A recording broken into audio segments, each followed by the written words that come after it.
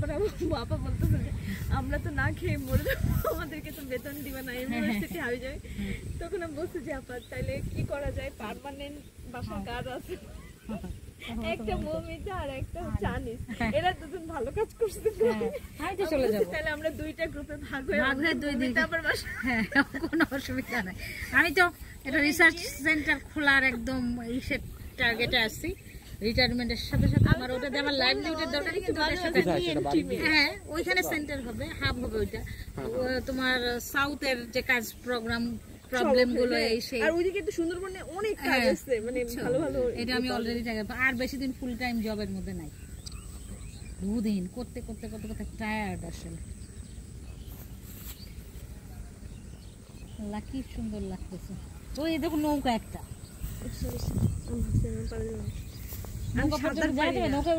ছোটবেলায় পুকুরে একবার নামছিলাম, পরে পানি খাইছি, যাবা নাকি ওই পর্যন্ত?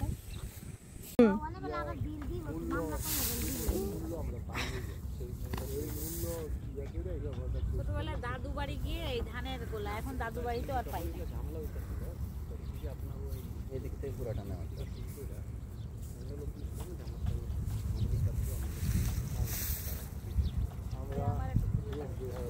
পানকড়িটা ধরো, হ্যাঁ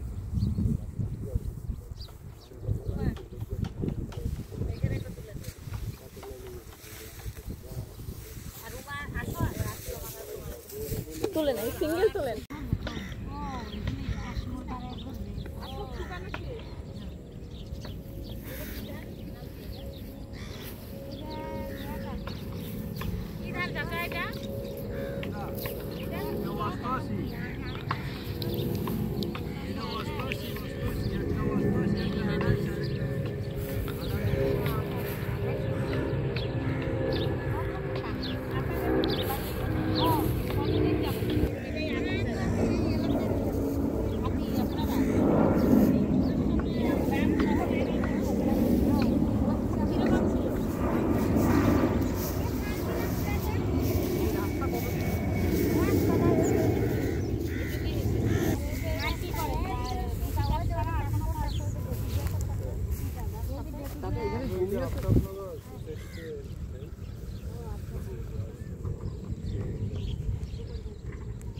এই জমি টমি আপনাদের জমি, আমগো আছে, আবার মানুষের আছে, আপনাদের মানুষে কিনে বিক্রি করে, মানুষে কিনে, মানে আপনি যে এখন কৃষি কাজ করতে পারেন,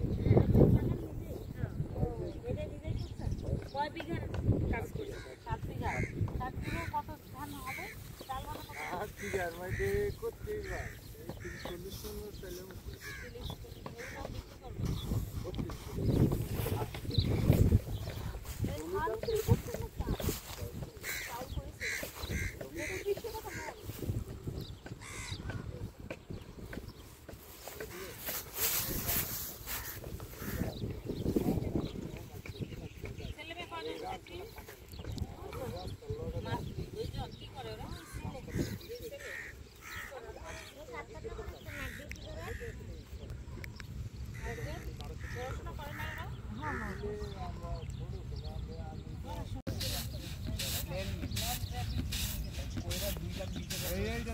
কয়েক হাজার কোটি টাকা খাইয়া গেছে, তাই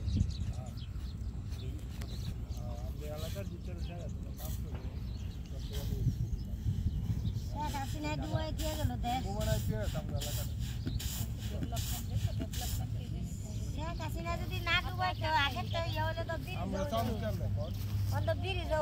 সম্পদ যা ছিল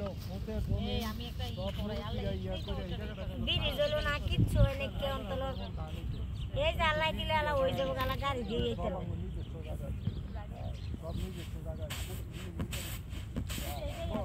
আমরা এখন কোনো জায়গায়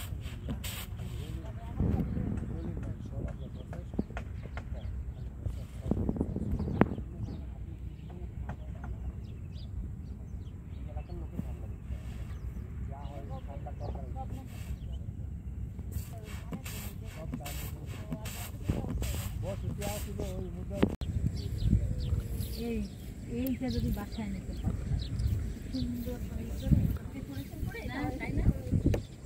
ভালো করলে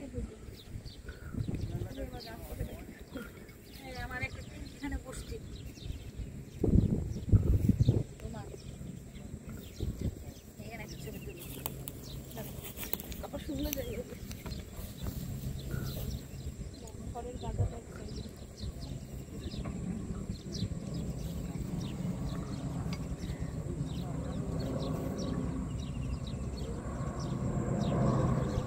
এই রাসেল, আমরা যে পিকনিক